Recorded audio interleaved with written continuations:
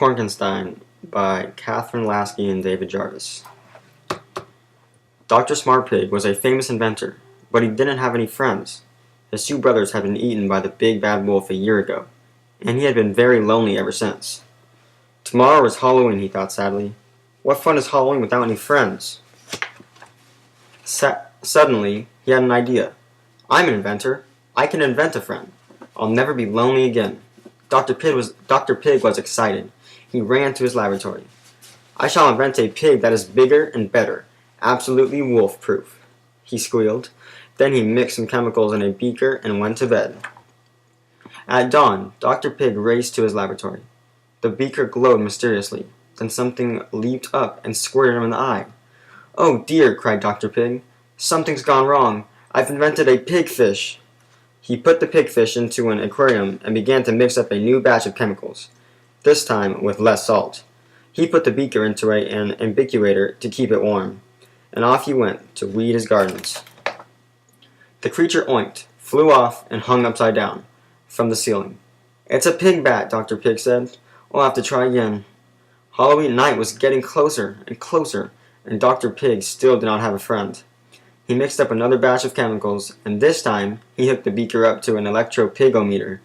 At the last minute, he threw in a teaspoon of sugar. It was almost sunset when he heard loud grunts coming from the lab. Another creation had come to life. There on the table was the biggest pig he had ever seen. "I'm starving," the giant pig shouted. "I need food. Feed me." Dr. Pig gasped. "Would you like a jelly donut?" he asked. The giant pig swallowed it in one gulp, dribbling jelly all over himself. "More!" he shouted. "Feed me more!" Dr. Smartpig had worried. Maybe inventing a friend wasn't such a good idea after all. The new pig ate and ate and ate. He ate jars of jam and peanut butter and every bit of food in the house. Then he ate the garbage, including the can.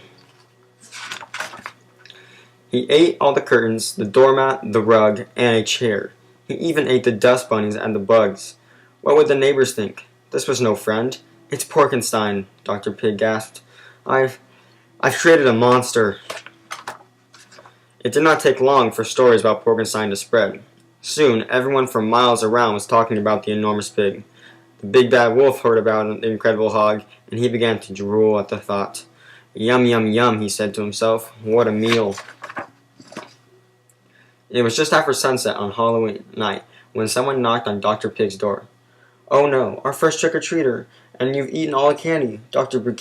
Pig began to cry. Outside was a drooling little old lady with fangs, long furry ears, and a tail tucked up under her dress. "It's him," Dr. Smartpig whispered, and he began to shake with fear. "Who?" "The big bad wolf, the one who ate my brothers." Porkenstein opened the door. "Trick or treat, piggy pie," the wolf said in a creaky old lady voice. He licked his chops. "You sure are a big fellow. What big thighs you have, and what long furry ears you have," replied Porkenstein. Inside the house, Dr. Pig listened, frozen with fear. Suddenly there was a scuffling sound followed by a huge gulp and a rumbling "bleh," then silence. Dr. Smartpig peeked out the door. "You didn't?" he said and gasped in relief. "I did," Porkenstein smiled. A pair of empty boots stood where the wolf had been. That night, Dr. Pig could not believe how lucky he was. "Porkenstein," he said, "I'll never have a better friend." "You mean I'm not just an invention?" Porkenstein asked. "No, you're a true friend." The big bad wolf was gone forever, and Dr. Pig would never be lonely again. Now it was time for some fun. "I'm still hungry," said Porkenstein. "Let's go trick-or-treating."